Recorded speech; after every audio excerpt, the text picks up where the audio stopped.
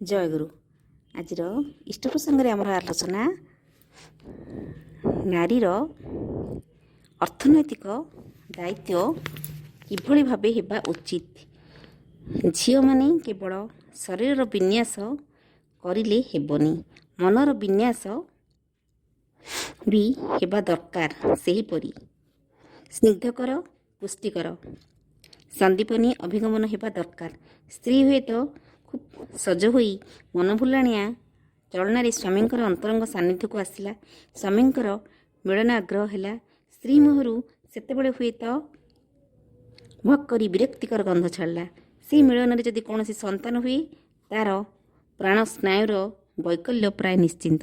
ସେଇଥିପାଇଁ ସ୍ତ୍ରୀ ଲୋକଙ୍କର ପରିଚ୍ଛନ୍ନତା, ଆଚାର, ନିଷ୍ଠା ଉପରେ ଗୁରୁତ୍ୱ ଦିଆଯାଇଛି। ତୁମେ ଗୋଟେ ଖାଦ୍ୟ ହୁଏତ ଖାଇବ, ତା'ର ଗନ୍ଧ ହୁଏତ ଭଲ, ଦେଖିବାକୁ ବି ଭଲ, କିନ୍ତୁ ସ୍ୱାଦ ଭଲ ନଥାଏ। ସେଥିପାଇଁ ସବୁ ପ୍ରକାର ସ୍ନାୟୁର ଭଲ କ୍ଷରଣ ହେବନି, ଫଳରେ ହଜମ ଠିକ୍ ହେବନି। ସବୁ ପ୍ରକାର କ୍ଷରଣ ଭଲ ହେବା ଦରକାର। ଜନନ ବେଳରୁ ଶରୀର ମନର ଯୁକ୍ତ ଆଗ୍ରହ ପ୍ରସୂତ ସୁସଙ୍ଗତିରେ ବିହିତ ପୋଷଣ ହେବା ଭଳି କ୍ଷରଣ ଯଦି ନିମ୍ବକୋଷରେ ହୁଏ, ସେଇଥିରେ ସନ୍ତାନର ଉପକାର ହୁଏ। ଆଲୋଚନା ପ୍ରସଙ୍ଗ 14 ଖଣ୍ଡ।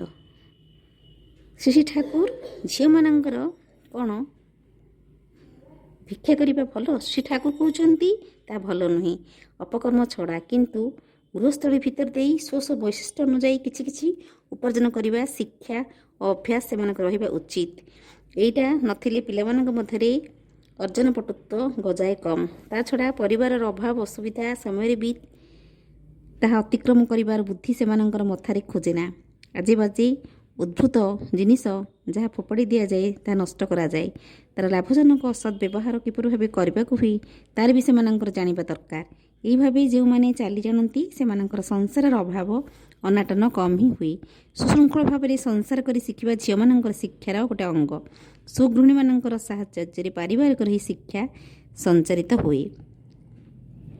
ନାରୀମାନଙ୍କର ଅର୍ଥନୈତିକ ଦାୟିତ୍ୱ ଠାକୁର କହୁଛନ୍ତି, ମୁଁ ବାରମ୍ବାର କହୁଛି, ଘରର ଝିଅମାନଙ୍କୁ ଉପଯୋଗୀ ଢାଞ୍ଚାରେ ଉପଯୁକ୍ତ ତ୍ୟାଗ ସାଧନାରେ, ଶରୀର ଗୃହର ଦ୍ରବ୍ୟାଦି ରକ୍ଷଣାବେକ୍ଷଣ ଓ ଶୁଦ୍ଧ ବିଧାନରେ, ଅନ୍ନପାକକରଣରେ, ଗୃହ ଉପକରଣ ତୀକ୍ଷ୍ଣ ପର୍ଯ୍ୟବେକ୍ଷଣରେ, ଆଉ ପ୍ରୟୋଜନ ହେଲେ ଅର୍ଥ ସଂଗ୍ରହରେ ପ୍ରକୃଷ୍ଟ ରୂପେ ଶିକ୍ଷିତ କରିବା ସାଙ୍ଗକୁ ଅଧିକ ଶିକ୍ଷାରେ ଦକ୍ଷ କରି ଗଢ଼ିବାର।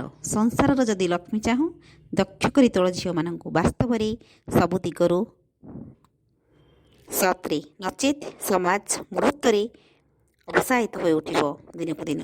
ଭଗବାନ ମନ୍ତ୍ରାଦେବୀ ତାହା ହିଁ କହିଛନ୍ତି। ଭଗବାନ ମନ୍ମଦେବୀ ତାହା କହିଛନ୍ତି।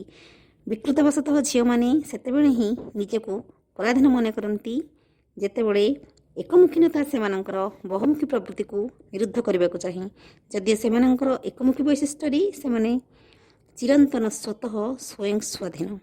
ନାରୀ ଯଦି ଶ୍ରେୟ ପାତ୍ରସ୍ଥ ହୋଇବି ତା'ର ଶ୍ୱଶୁରକୂଳର ଗୌରବ ପରି ଗୌରବାନ୍ୱିତ ହେବାକୁ ନ ଜାଣେ, ପିତୃକୂଳକୁ ବଡ଼େଇ ନେଇ ଚାଲୁଥାଏ, ସେ ବାଧ୍ୟ କରେ ପୁରୁଷକୁ ସଙ୍କୁଚିତ ହେବାକୁ।